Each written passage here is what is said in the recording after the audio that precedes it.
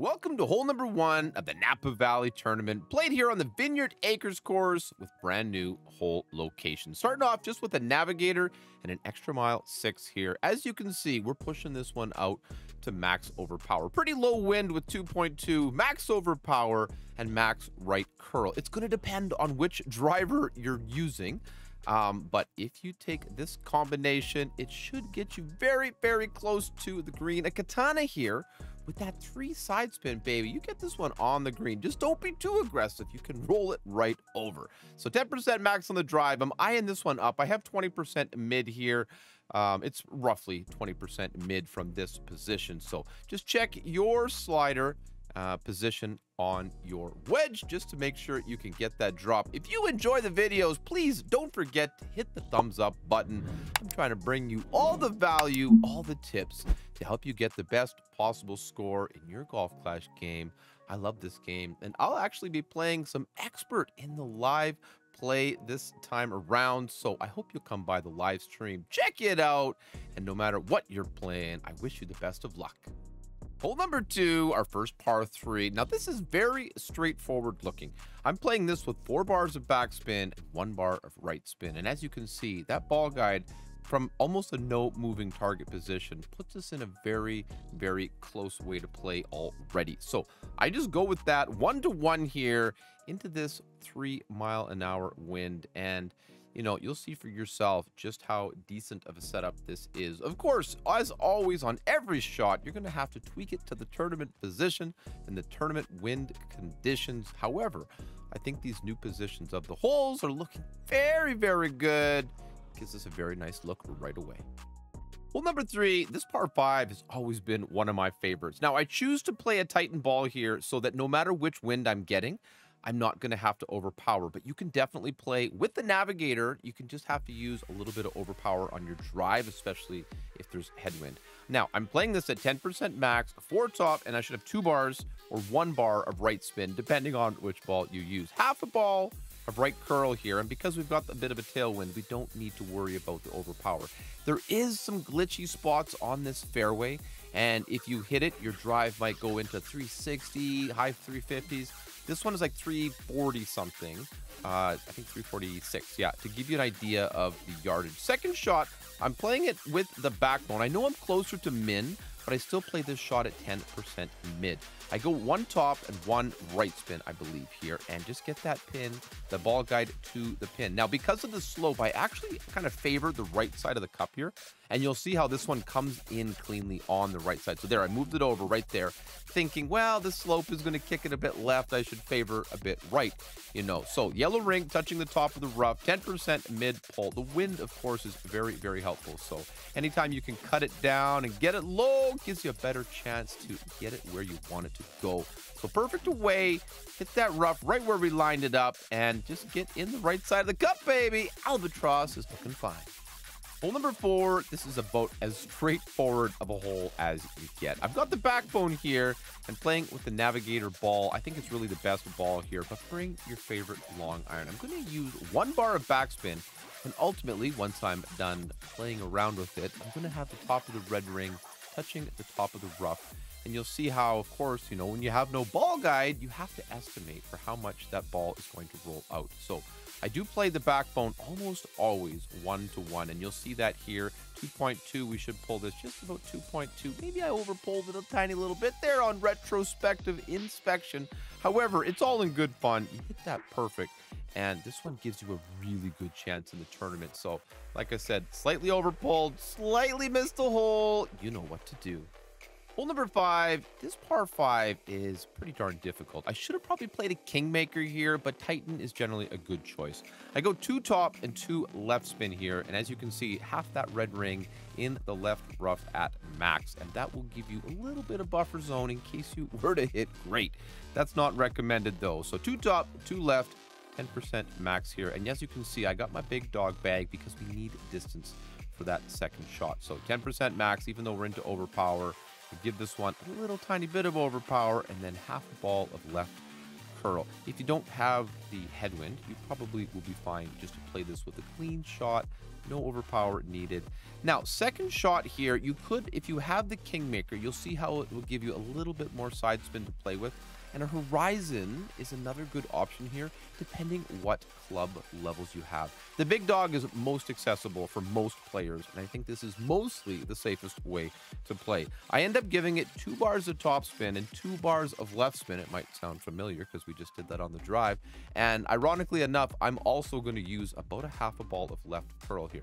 You can see how I don't want to get that landing position any close to the rough. I have the left side of the yellow ring, so a great left, and we're dead here. I try to keep that, you know, in mind when I'm setting up a shot. However, you know, you could use more left curl. You just got to go with your comfort zone. So this is where the side spin 3 ball would be good, but I give it maybe almost 3/4 of a ball left curl here. Perfect away, and you'll see how this one comes in. I got the second bounce rough bump as indicated, and gets us nicely into play. Albies are possible, but this is a tough one. Just get your darn eagle. Hole number 6, this par 4, you'll see that I'm playing the power 3 ball here because I think it's important to play the driver with good accuracy. 2 top and 2 left, and you'll see we're kind of threading the needle here. An extra mile makes it easier to reach, but you definitely are going to put yourself in a dangerous situation if you get into that rough. So err on the side of caution. Play it the way you like, but at the end of the day, I think this is going to set us up for a decent second shot. Now, that second shot is playing into the new hole location, which I think is actually quite improved. It gives us a nice look at it, and, you know, I think overall, the way they've changed this course has been quite subtle. This is an old favorite, and I'm happy that they haven't done anything drastically crazy. I think it's going to play low scores. I think we're going to have a good time. Second shot here, I've got the Goliath. I'm going to go 4 back, and I think 1 bar of left spin. 3 back, 1 left spin. Depends on the wind, of course. A stronger tailwind, you might play that 4 back. Anyway, 3 back, 1 left, and you can see how I'm trying to line up at the pin.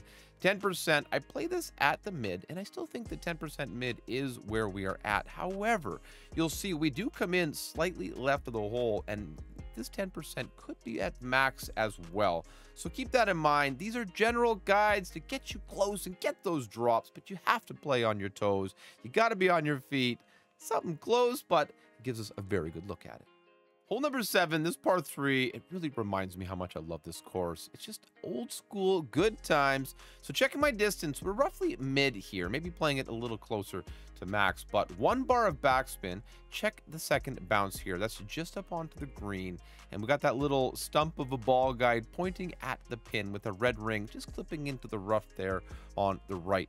5% mid. Once we get the wind input correctly, it's not 13.8. No, it's not. It's not 8.9. There we go. Give it about a ring and a half.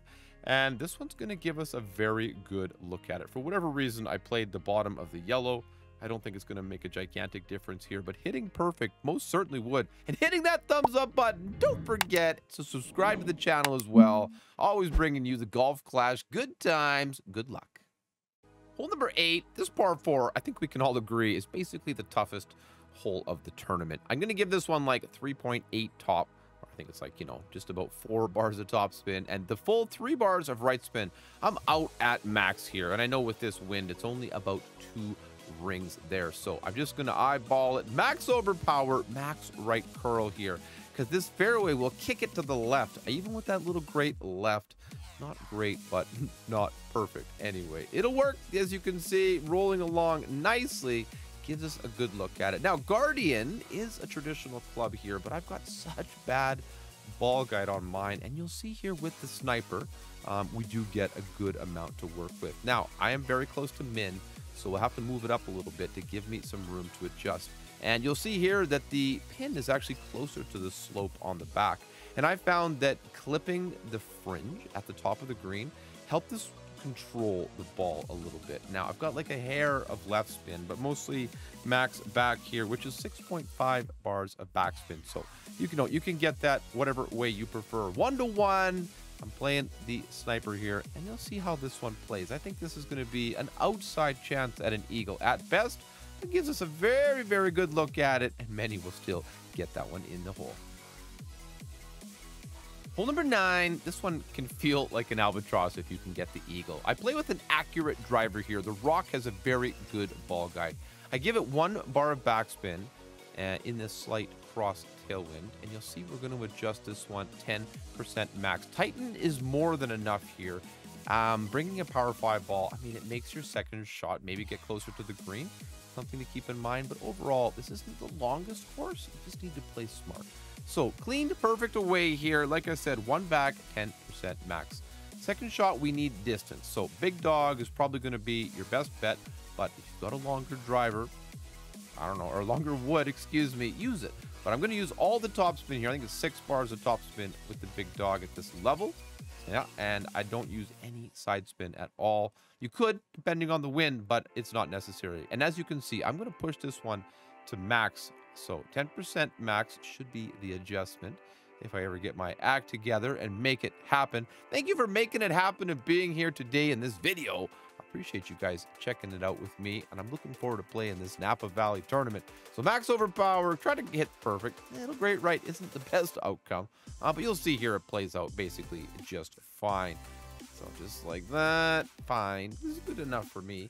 It will be good enough for you, because this third shot is really the money maker. This is the one you need to get done. Thorn is going to be the play. You can play it all sorts of ways here. 2 back has always been good vibes for me with the Thorn. Kind of gets me a comfortable outcome, and hopefully it can give you the same thing. I've got that red ring just about touching the fringe, but really just eyeballing that second bounce, leaving it like about 1.5 to 2 green squares short of the pin, if you've got this low-level ball guide like me. Perfect away. I hope you have a great day, guys. Thank you very, very much for joining me for this Napa Valley Tournament walkthrough from the front tee rookie division. Good luck out there, everyone. I wish you all the booms, and thank you so much for watching.